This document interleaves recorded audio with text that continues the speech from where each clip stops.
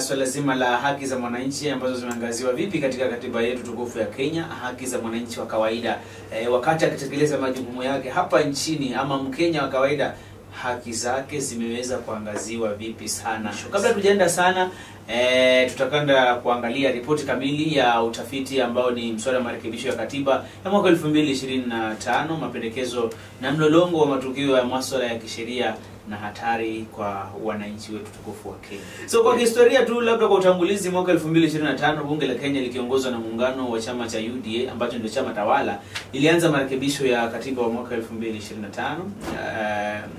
Mswada huu unalenga kuyatia kwenye katiba fedha hizi tatu: swala la NGCDF, swala la NGAF na Senate Oversight. Ya kwamba NGCDF pale mfuko wa maendeleo na wa maeneo bunge ambao umetumika sana na wabunge. Kama kuna mahali ambapo unataka kukosana na mbunge, Musa CDF. Huwa wana, yani hapa sielewi. NGAF pia vile vile ni mfuko wa uwezeshaji wa makundi maalum kama vile women rep na kadhalika, na imekuwa na tashwishi nyingi. Wengi wamesema kwamba pesa hizi zimefujwa, wengine wanasema zimepotea, wengine wanasema hawajui kazi yake, wengine pia wanaenda hata wanasema kwamba hiyo kiti ya women rep pia imekuwa ikihangaisha hizo pesa za NGAF. Lakini hayo yote 9-10 tuko hapa kuweza kuangalia hayo yote ambayo yanatuhusu. Senate Oversight Fund, huu ni mfuko wa usimamizi wa Senate. Kwa sababu jukumu kubwa la maseneta ni hali ya kuweza kupiga oversight. Na kuna pesa ambayo huwa wanapawa. Kitambo wapawe pesa, waambiwe nendeni county ya Baringo, nendeni mkafanye hivi na hivi na hivi. Basi huwa kuna pesa ambayo wamepawa. So ule usimamizi wa pesa ile, mfuko ule kidogo watu wanasema kuna vile na vile. Hatua hii pia imeweza kuchochewa na uamuzi wa mara kwa mara kwa mahakama kuu ya mahakama ya juu ya NGCDF kwa kinyume ya kikatiba, na kukona mambo mengi ambayo wanasema kwamba yanakiuka mgawanyo. Hatujaanzia hizo tatu. Kila siku unaambiwa lazima kuwe na malengo, kuwe na shabaha, kuwe na maudhui. Ya kwa nini tunakusudia kufanya jambo. Sawa? Venye umeiweka wazi vizuri. Kwamba kikundi cha watu wamonelea kwamba itakuwa ni vyema wabadilishe katiba. Ningependa kuiweka wazi kwamba ubadilishaji wa katiba si swala geni, na katika kile kipindi cha nyuma tuliangazia kipengele cha 255 ambaye kinanuia kwamba kama kutakuwa na haja, basi tunaweza badilisha katiba. Na wale mafundi ama waandishi wa katiba yetu ya Kenya pia walikuwa na makusudi kwamba hii katiba yetu is a progressive document.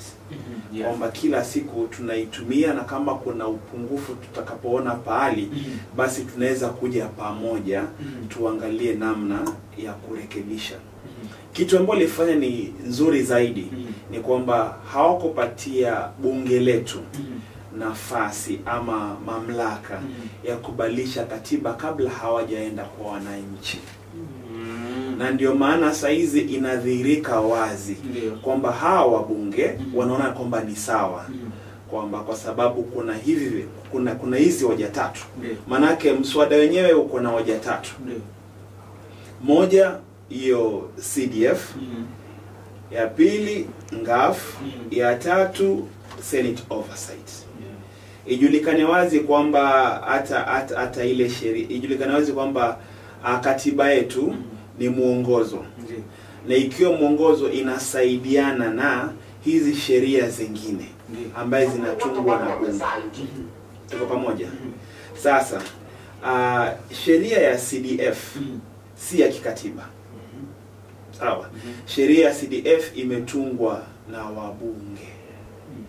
Na katika ule mtazamo wa kikatiba ni kwamba kama kuna maelekezo, kama kuna sheria ambaye itakinzana na katiba, basi katiba inapewa kipaumbele.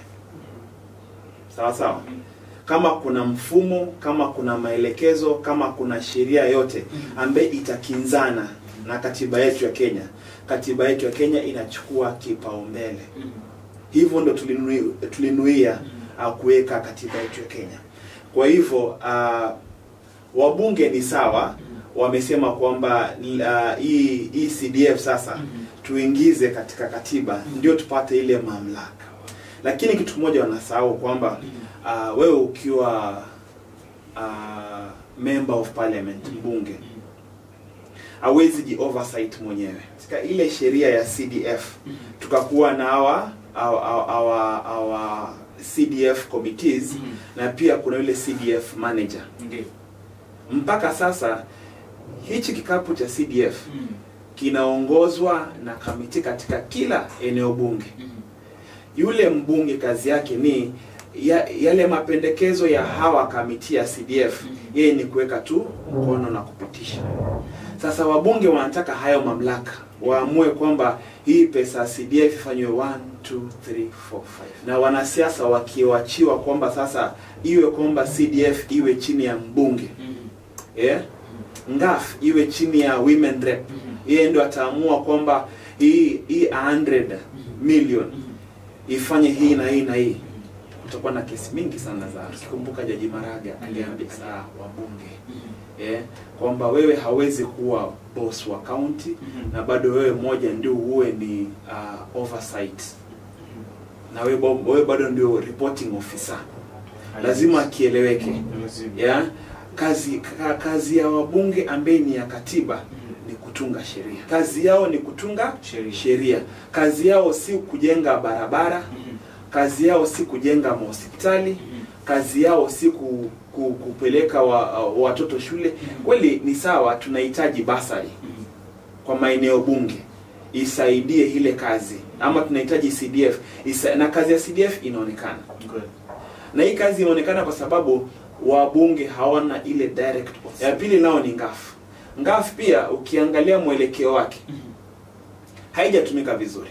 Maana ukifanya tafiti ya matumizi ya ngaf katika kila eneo bunge, kazi kubwa sana hawa women rep wamefanya ni kununua miamvuli.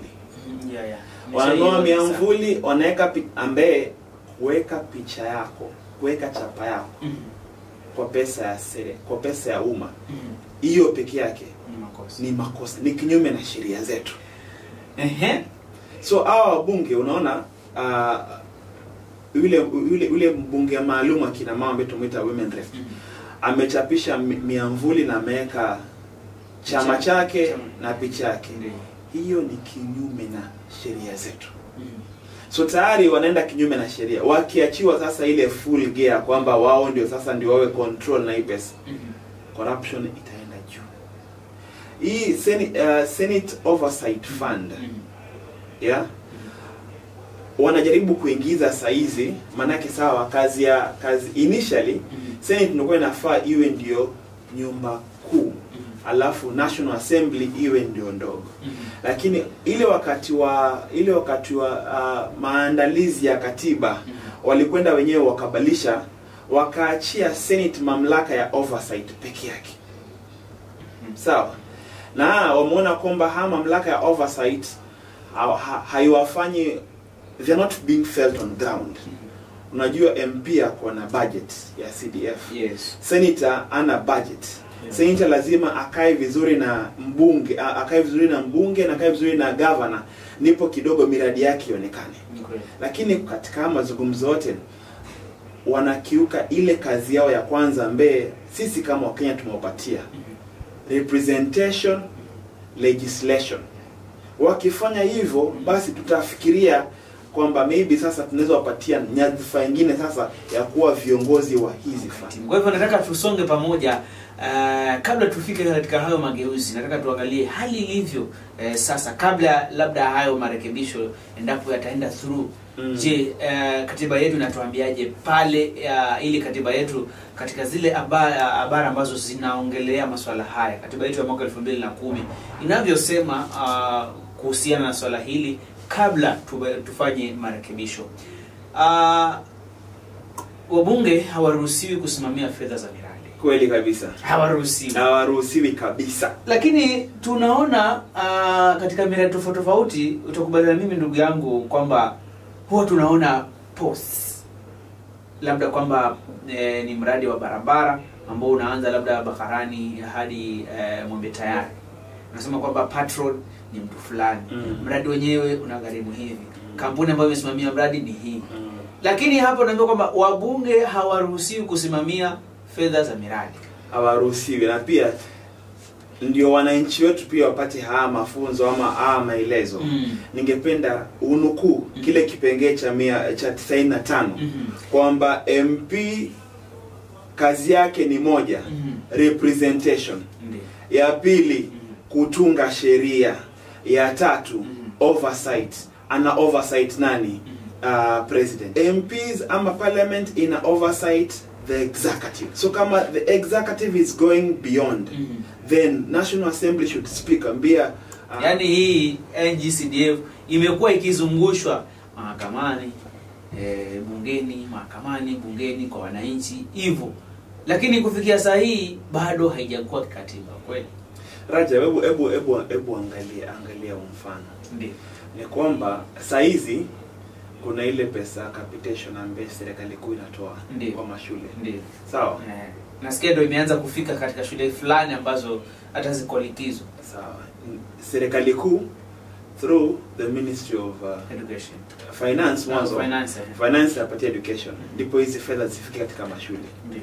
Alafu bado MP anapatiwa milioni kadhaa. Yeah? Ambaye anasema kwamba hii inasaidia masomo ya watoto. Na kulikuwa na pendekezo ya Jaji Mkuu Martha Koome, alisema hizi pesa zote ambaye mara serikali kuu imetoa, county inatoa, gavana pia anatoa, mbona isiwe kwa kikapu kimoja? Yeah? Kwa kikapu kimoja tuseme kwamba hii pesa yote si ni ya masomo, tuweke kwa masomo. Mbona tugawe hizi pesa? Na pia tumeona kwamba hizi pesa ambazo zinagawa ziko na discrimination ndani yake. Kwamba hile ya serikali kuu inafika shuleni. Hii ya gavana inaendea wale ambaye maybe ni wa mrengo wake. Hii ya MP pia inaenda kwa wale masupporters wake. Tusisahau kwamba hii pesa yote ni ya mwananchi anayelipa ushuru. Mbona tusiweke pamoja? Ndio maana koti kaambia wabunge, kazi yenu si ya miradi. In fact, wabunge wanafaa waangalie hii miradi ambaye serikali kuu inatengeneza iko katika ile standard.